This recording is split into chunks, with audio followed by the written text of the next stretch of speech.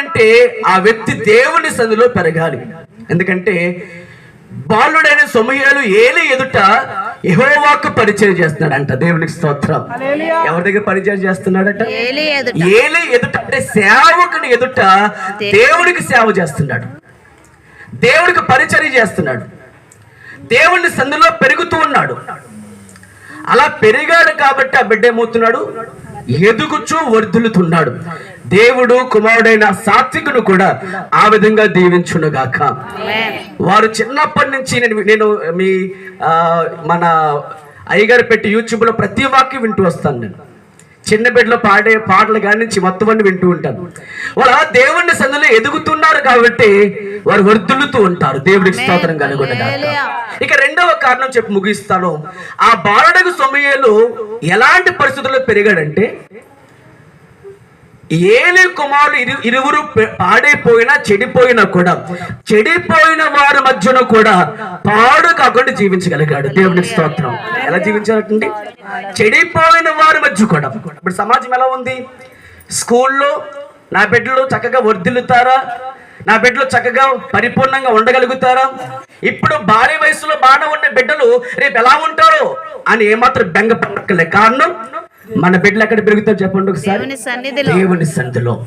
దేవుని సన్నిధిలో పెరిగే బిడ్డలకు దేవుడికి గొప్ప బహుమానం ఏంటంటే, అపవిత్రమైన చోట ఉన్న ప్రాంతంలో కూడా మీ బిడ్డలు తప్పకుండా వర్ధిల్లుతారండి, తప్పకుండా పరిశుద్ధత కాపాడగలుగుతారండి. ఎందుకంటే వారు చిన్నప్పటి నుంచి ఏం నేర్చుకుంటారు? పాటలు నేర్చుకుంటూ, ప్రార్థన నేర్చుకుంటూ, వాక్యం నేర్చుకుంటూ, పరిశుద్ధత నేర్చుకుంటూ, చిన్ననాటి నుంచి కూడా మోకారమో కలిగిన వారు కనుక వారు ఎప్పటికీ పాడైపోలేరు. అలాగూ సమూయేలు దేవుని సన్నిధిలో తన జీవితం కాపాడుకుంటూ, అపవిత్రమైనటువంటి మనుషులు ఉన్న మధ్యలోనే అలాంటి వారి మధ్య ఒలివ మొక్క పెరుగుతూ వచ్చాడంట. దేవుని స్తోత్రం కలుగునుగాక. కాబట్టి మన బిడ్డలు కూడా అలా వర్ధిల్లాలంటే, మన స్కూల్కి వెళ్ళినాం, కాలేజీలకు వెళ్ళినాం, ఏ ప్రాంతంకి వెళ్ళినా కానీ మీ బిడ్డలపై ఒక భరోసా దేవుడు ఇస్తాడు. రాత్రి వారు దేవుని సన్నిధిలో పెరిగితే ఎక్కడ కూడా వారు పాడైపోలేరు.